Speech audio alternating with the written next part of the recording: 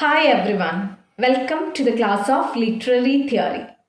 We are going through the fourth module, Feminism and Queer Theory.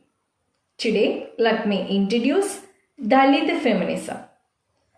Dalit feminism is a stream of feminism that came into light with the rise of the Third World feminist struggles.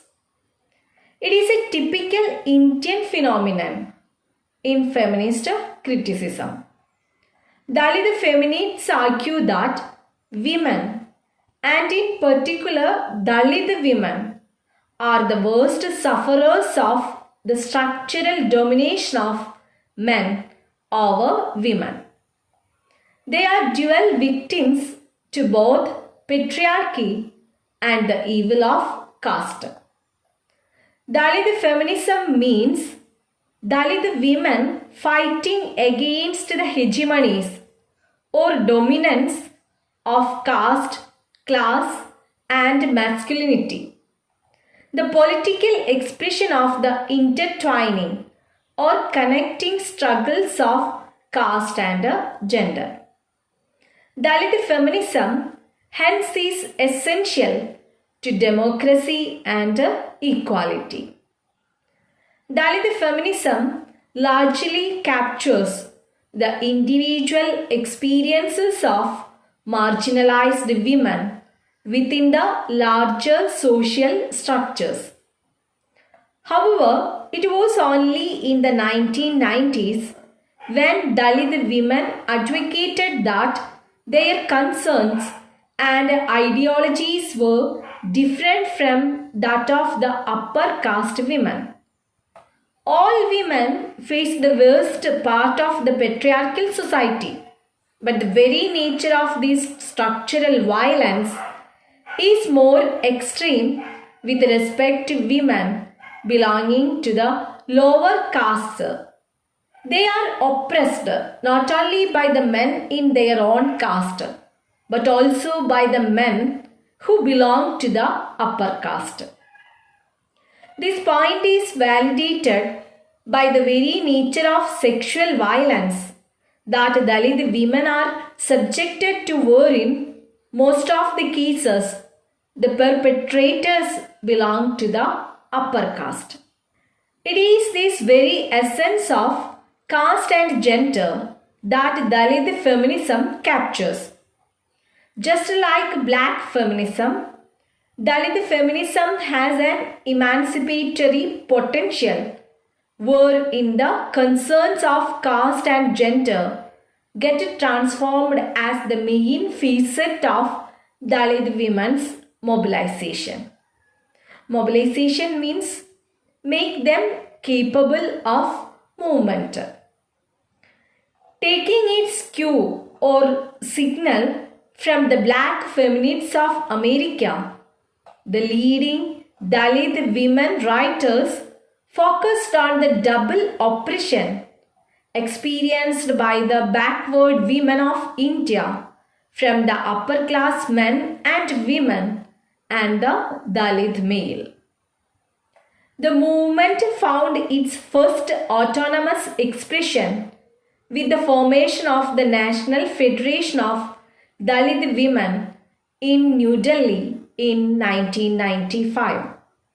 Since then, there have been a number of Dalit women organizations that have come up asserting the cause of recognition of the experiences of Dalit women and call for a notion of equality that takes into account not only gender but also the very caste-based experiences of these women.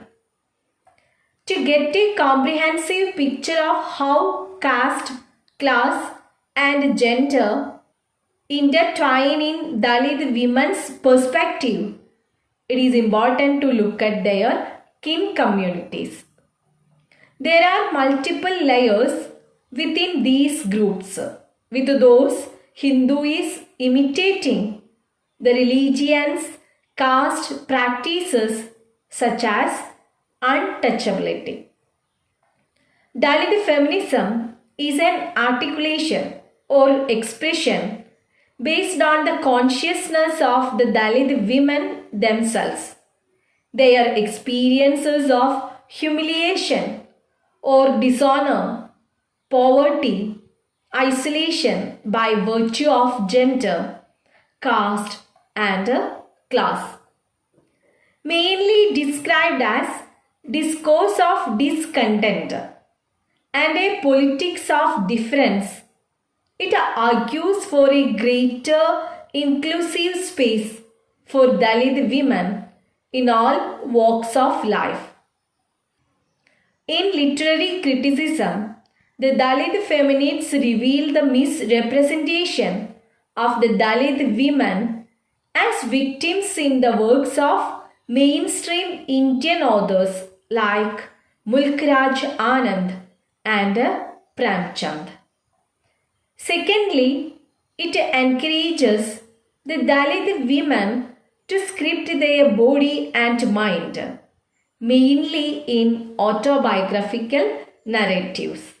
Bama Faustina's Karuk and Sangadi are considered two Dalit feminist masterpieces in which she exposes the caste oppression gave out to Dalit Christians not only by the upper caste society but more so within the Catholic Church itself. The movement of Dalit feminism can be traced back to Jyotiba Phule's writings on how the Brahmanical patriarchy oppressed women. Baby Campbell's The Prisons We Broke. It was published in 2008.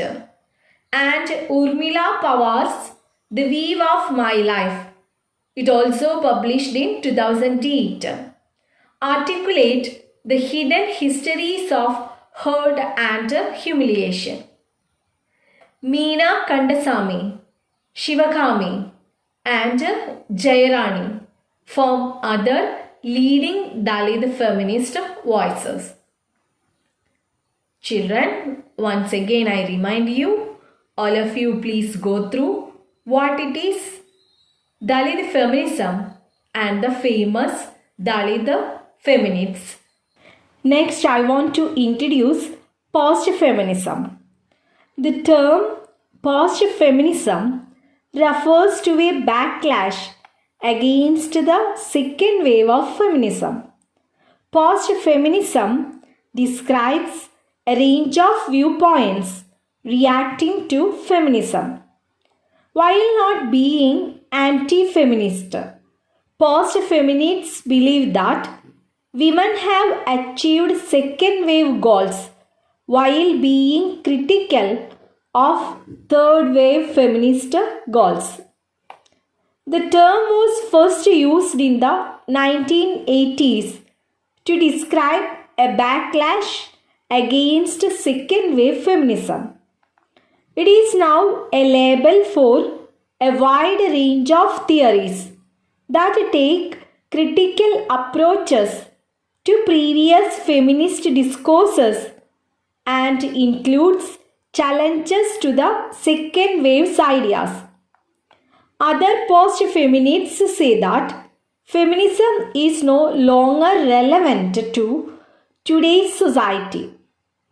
Amelia Jones wrote that the post-feminist texts which emerged in the 1980s and 1990s portrayed second wave feminism as a monolithic or rigid entity and criticized it using generalizations privileging certain sections and groups.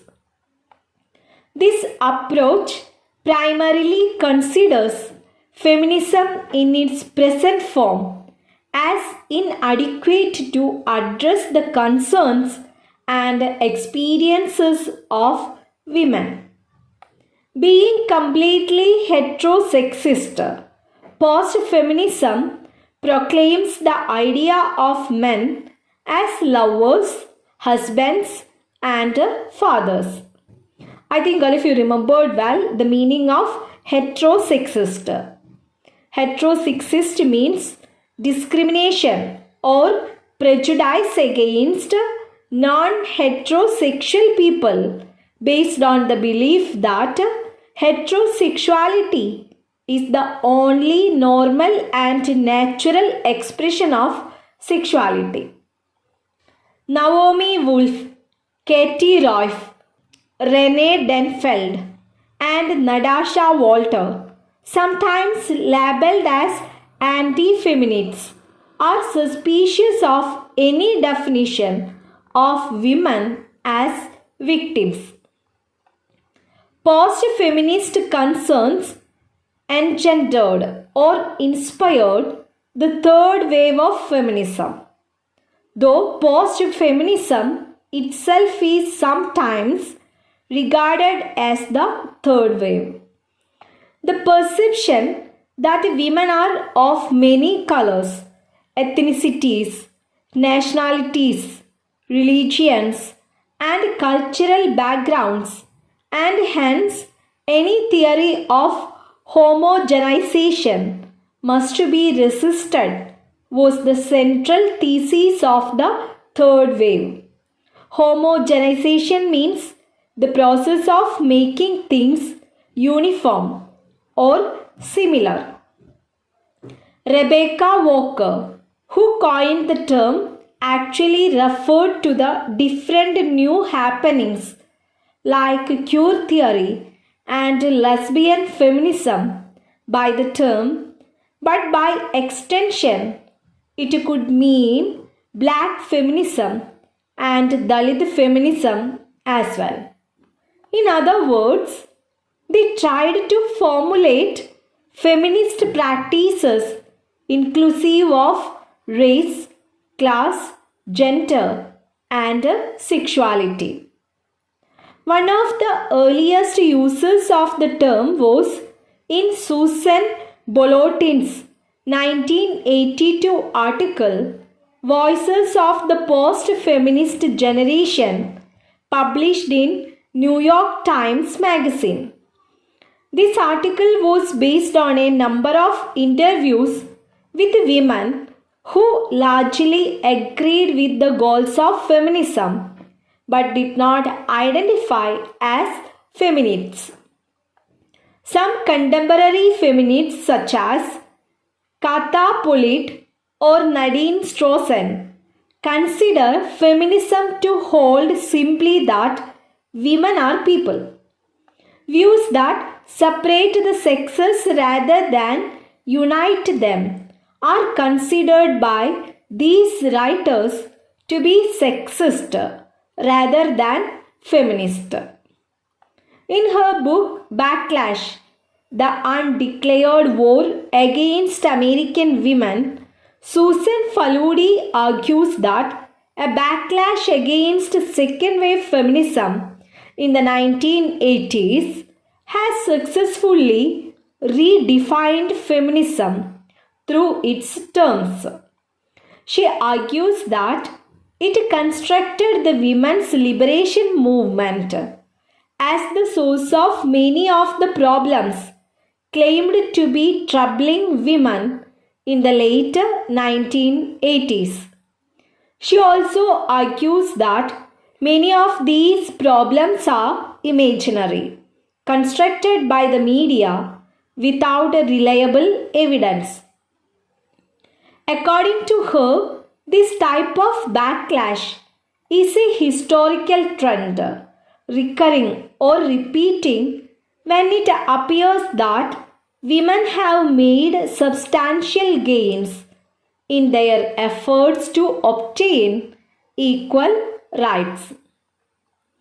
Angela McRobbie argues that adding the prefix post to feminism weakens the steps that feminism has made in achieving equality for everyone, including women. Post-feminism gives the impression that equality has been achieved and that feminists can now focus on something else entirely. McRobbie believes that post-feminism is most clearly seen on so-called feminist media products such as Bridget Jones's Diary, Sex and the City and Ally McBeal. Female characters like Bridget Jones and Carrie Bradshaw claim to be liberated and clearly enjoy their sexuality, but what they are constantly searching for is the one man who will make everything worthwhile. All of you please go through post-feminism well. Next, we are going through the term queer theory. Sex and gender are always strange and they are never simple. We are going through what queer theorists most want you to understand. Whatever you think you know about gender roles, what it means to be gay or straight, and so on. Queer is often used as an umbrella term to denote sexual identity within a particular community. A queer community may be made up of people who identify as lesbian, gay, bisexual, transgender, and so on. Some find queer an easy way to describe such a large community. Labeling people whose sexual identities fall outside of heterosexuality may create unity among people based on commonality, which may in turn encourage them to identify with one another and create a community in which they find support and organize to initiate a political movement. Besides sexuality, queer is also used to describe a particular gendered community. This is a community made up of people who fall outside society's prescribed male or female and masculine or feminine separations. Their gender identities and the way they express and perform gender do not coincide with either the fixed biological notion of sex or societal notions of gender. Queer communities may have political agendas. They may fight to be accepted by heterosexist mainstream society or resist absorption into the heteronormative culture. Critics argue that such a usage of queer may indeed bring solidarity or unity to a marginalized group, giving them power in numbers. However, these critics warn against ignoring differences among people and groups.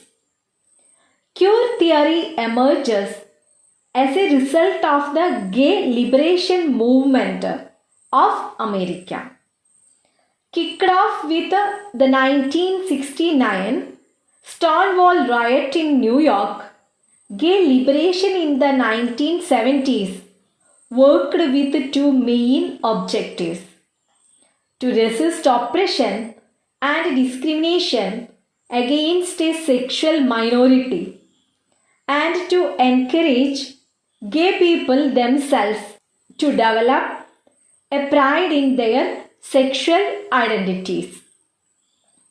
For this, the movement utilized the strategies of consciousness raising borrowed from black and women's movements. Queer theory argues that academics and activists rely on reinforced dichotomous notions of sex, gender, and sexuality within their work. Dichotomous means division into two parts or classifications, especially when they are sharply distinguished or opposed.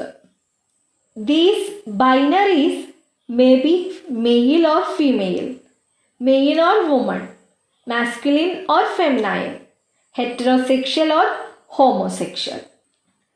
Queer theory focuses these binaries by arguing that they objectify difference and hierarchy, and as a consequence reinforce the notion of the minority as abnormal and inferior. For example, homosexual desire as inferior to heterosexual desire, acts of femininity as inferior to acts of masculinity. Thus, queer theory is a call to transgress or misbehave conventional understandings of gender and sexuality and to disrupt the boundary that separates heterosexuality from homosexuality.